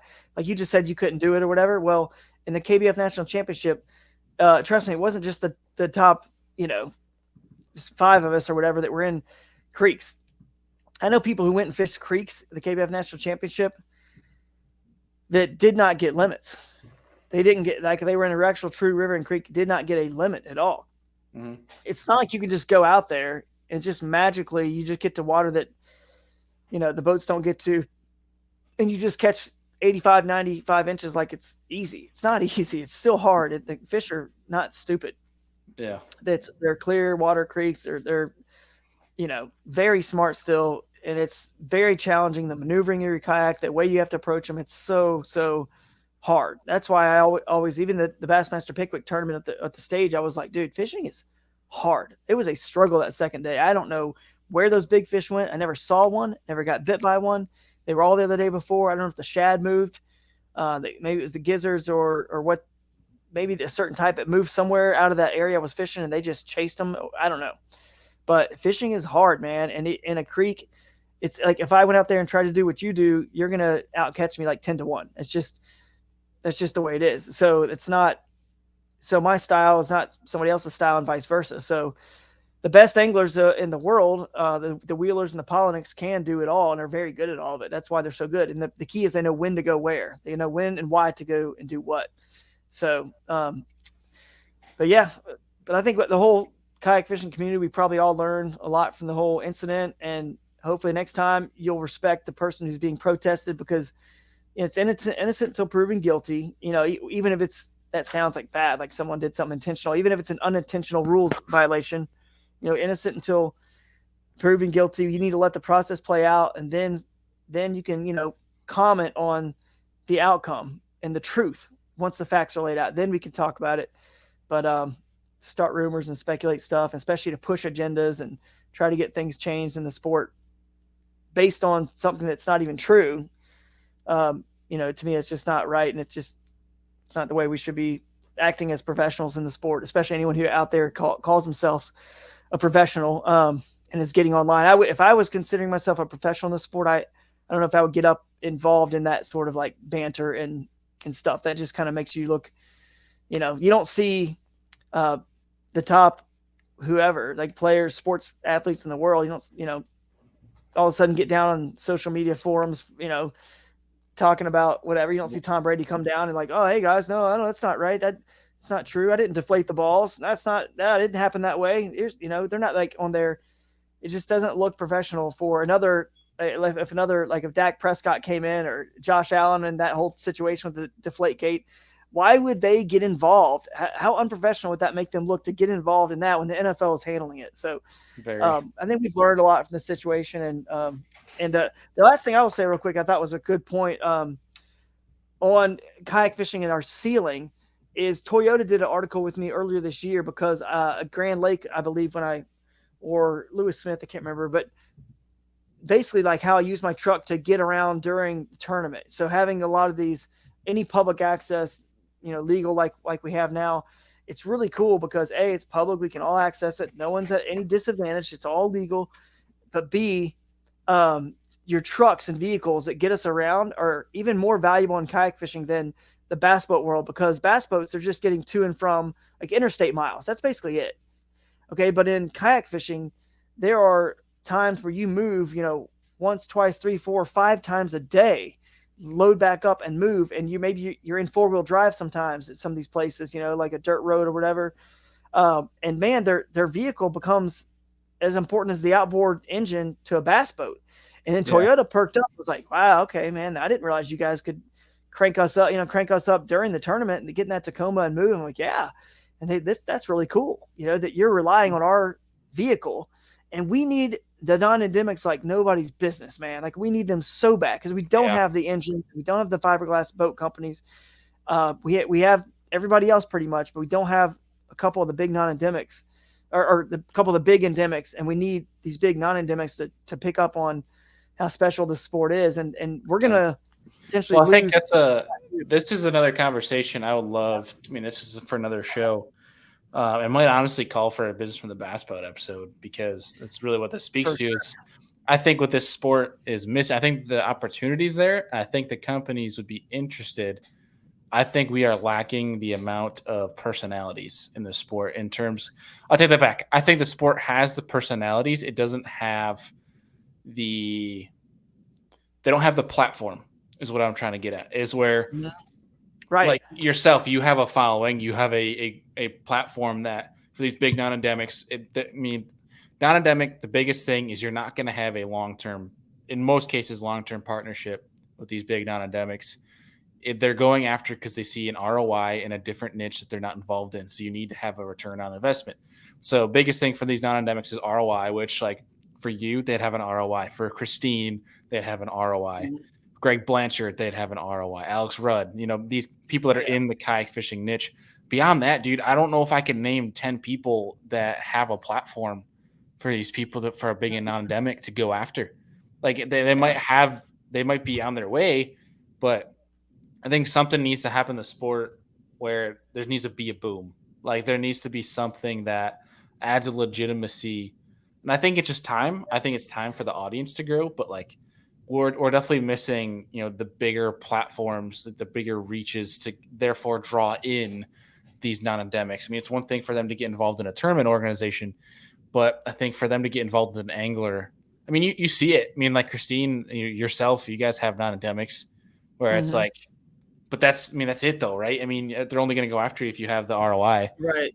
And I think it's just, there's not enough brand personalities Right. that have the size platform to draw in the big money right now. Yeah, it's minimal, and even the non-endemics. I mean, Christine's probably a different story, but like GoPro. I mean, yeah, we used to get paid cash from GoPro back in the day when GoPro was really coming on the scene. We're hot and they were rolling in dough, but not anymore. I mean, you get some cameras, and that's. I mean, it's a non-endemic, which is cool. It's good, And back when I was sponsored by Under Armour, that was a non-endemic. That's awesome because they're a big name, big brand.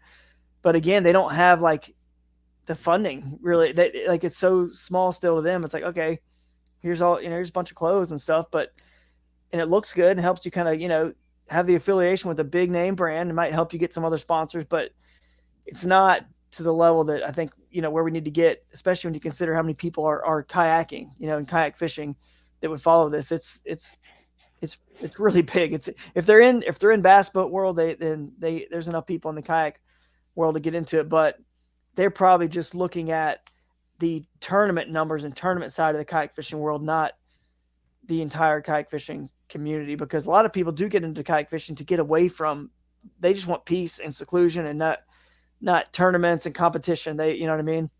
But even the people that don't fish tournaments, that kayak fish, they still follow it. They still kind of like to follow the whole scene. You know what I mean? So they're still watching, and that's really what matters. The eyeballs. So they're still watching. But yeah, it was a good. Yeah, it's been a great episode, man. Do you want to talk TOC for 5 minutes or something, and or you got anything else on this topic before we wrap and move on to the No, TOC? man, I think this is good. I think we really covered a lot of it, and I'm sure we can always come back to a certain thing. But I do think that this calls for some more. It'd be really cool to get a panel together to do like a business from the bass boat episode, to really talk more on the business side of this, because I think we got into a rabbit hole here that I'd love to go down. But if you and I get into this, we'll be here till 2 a.m. And Yeah, and knowing yeah, you absolutely. probably have some a kid with too many Skittles to go look after. Yeah, So, go check on. Yeah, no doubt, um, man. I mean, this. I think the bottom line, like you said, we just need a few rules clarifications. yep. From the lake, what does that mean? They might need to fix that. Word that. Or obviously, if they make it where you just get out and can portage, then it's like then it's easy then, because if as long as you're in a creek or river that free flows into that lake, you're fine. Because then you could just get out and, like I said, I want everyone to be able to access this water. I just don't want it. It's like I'm trying to keep it all for myself. I want anybody to fish. There's a lot of good fishing that can be had. So we can clear some of that up. I think our sport will be a lot better off for sure. And hopefully, we will. It's the evolution of sports. It's someone does something or something happens, and you realize you need a little bit more clarification in this area for the anglers, and everybody. So if nothing else, I'm taking the positive from all this, Bailey, and always have from day one. I know God's got something positive coming from it, and He certainly has already, and more hopefully to come from this. And hopefully that positive's, we can clean up the rules a little bit, and I'm hoping more people can fish all the kayak. It's crazy. I'm trying to defend fishing kayak only waters in a kayak fishing tournament. Like, why do I have to feel like I have to defend that? Like, I want everyone to be fishing those waters. That's where we should be fishing, and the places the boats can go. It should be all of the above, which is the cool thing about the kayak. But Yeah. Heck yeah. Well, dude, hopefully, so this time when people are listening to this, I know obviously it's Monday for us, but people will be listening to this on a Friday. Uh, are you heading down on Friday? When are you getting down? Because you and I are staying together, so yeah, I'll be we are. seeing you I'm real trying to soon think. by the time I'm gonna people are. be. That's right. I'm gonna be maybe down by the night of the 5th or the 6th, even the day of the 6th. I'm not getting down there. Honestly, I'm pretty whipped from all this. I'm going into the TOC just as carefree as ever. I've had an incredible season. I mean, if you count the KBF sweep of one weekend, that's technically 3 wins. The Pro Series and the 2 Trail Series, it's 3 wins, 3 on the Bassmaster, 6 AOI Bassmaster. It's like, dude, I'm just carefree as could be heading into this final tournament. I feel like one of the luckiest guys in the world to have the season I've had this year. Again, wins are fluky. Last year I had none, so I'm just going to get down there, spend a little bit more time with the family here, hang out with them, and it's hard to leave. These kids they're just so cute, so they're growing and changing so much every day, and yeah, I'll see you whenever I get down there. I guess on probably the Yeah. 6th. We'll Yeah, see. by the time this episode airs, I'll be seeing you real soon. But it sounds But like you're sticking me alone with Nolan, our yeah, buddy man, you Nolan and Miner Nolan for a can night. figure it out. I mean, what's the day the tournament starts? The 11th? Yes. Yeah, I'm still gonna have like 1, 2, 3, like 4 days of pre-fishing or 4.5 even. That's like, again, I know it's probably I probably should get as much as possible once it opens up to Well, yeah, I mean, limits. this is gonna be my question to you is I'd say a fair amount of the field has all been here before for other championship style events. Like, I mean, KBS been here 100 times it seems, but do you think the fortune's gonna favor those that have been here before or may potentially favor Mm. somebody that's brand new? I think when you get anglers at this level and their intelligence, I don't think it matters Doesn't if matter. someone's have been there before. I really don't think it matters because the ones who haven't, like I'd never been there before in 2019, and I got second out of 650 people in the national championship. Never seen the lake, never even heard of the lake. And Mike Elsey won that year. And so, I mean, when once you understand bass fishing and what bass do and whatever you get multiple days on the water to figure it out, you're it's gonna you're gonna figure it out a little bit better. I mean, it sounds stupid. You're going to figure it out or you're not, but I feel like that gives you enough time to where if you understand bass, that you can certainly figure it out. You know, so if you have been here before, I'd never been here. Let's say I fished it once last year in the fall. One of the days of the national championship, I fished on Caddo. The rest I was on Bistineau. My motor blew up on day 2 on Bistineau, and it was my fault. Wired it but poorly when I shortened the shaft. I guess it just picked a bad time to cut out. It cost me the KBFA wipe. Anyway, not bitter about that one. But the next day I was like, well, man, this stinks. I was in the hunt for everything, and now I'm out. So I went to Caddo and caught like 90 something inches. So it fished good in the fall. I mean, I had a good day there, but everything's different now. I mean, it's going to be further in the fall. I've never fished it this far in the fall. We've got I don't know how many launches that it looks like, Yeah, we have 15 maybe. a set list of launches we're allowed to Yeah. go to. I So there's a lot think of it's the 15. places I won't be able to get to some of the places I had gotten to before. So there's a canoe and kayak launch I launched from for the national championship didn't look like it was on the list. So I won't even be able to get to some of that water. So it's kind of like going to be new to me, really. I'm not going to be able to fish any of the water I've fished before, even though I have been on that lake before. So we'll see, Yeah. but it should be fun. I mean, that's enough days. I'll have 4.5 days to figure something out, and I'm just free as can be, man, in this one. So maybe that's a good way to be. I mean, I don't know, like just go in there just loose and free. And but what about you, man? You're excited about it? Have you talked to Nolan any? You guys?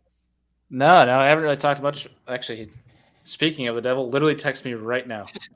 Uh, that's actually kind of weird that happened like that. Send me the Airbnb money he still owes me.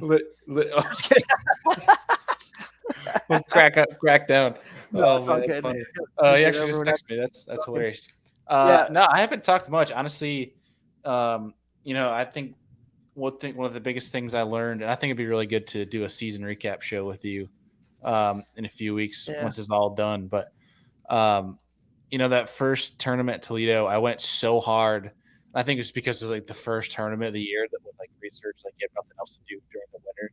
Right. Went like way too overboard, and I think that screwed me. Whereas like I just kind of take the relaxed way to do it, make sure I'm prepared. I do a little bit of research, but I don't go overboard, like making sure that I'm not clouding my mind with any judgment.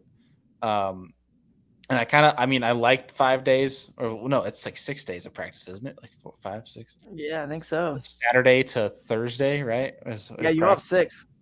So like that's a lot, but I trying to like it's going to be interesting. I think it's going to be a mental game the first 3 days to try to not get too preconceived of notions of what's going on. It might be better for people to have shorter practice. Who knows? Because it is the Mm-hmm. fall. Things change so fast in the fall. Although it looks like we have stable weather for now, but if it's anything like the north, it'll be changing in 12 Mm-hmm. hours. But I'm just excited, man. It's a brand new place to me. It's in the south. I like going to Mm-hmm. fish a brand new fishery.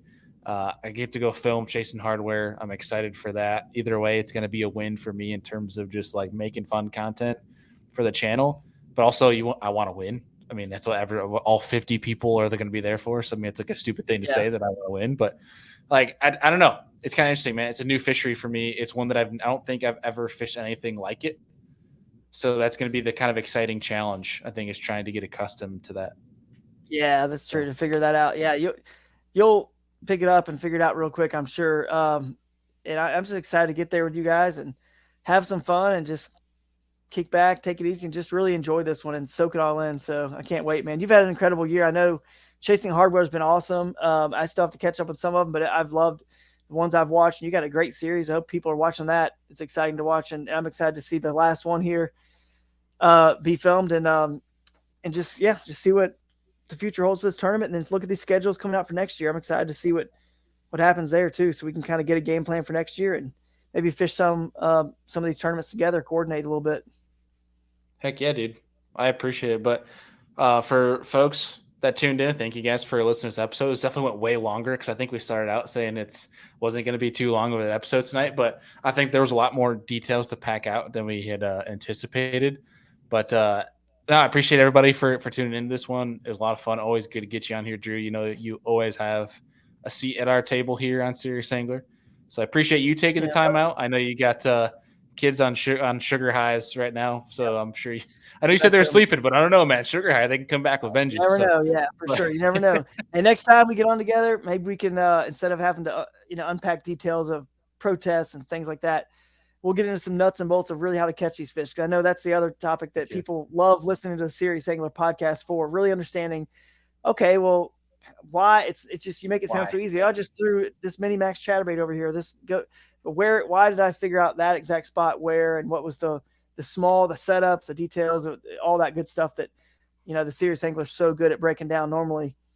Yeah, I think it would be cool to do a backwater breakdown, to do like a backwater 101 of like, to some people, I mean, it's relatively straightforward, but to someone that's been doing it for this long, I think there's some nitty gritties that they can figure out and take from you.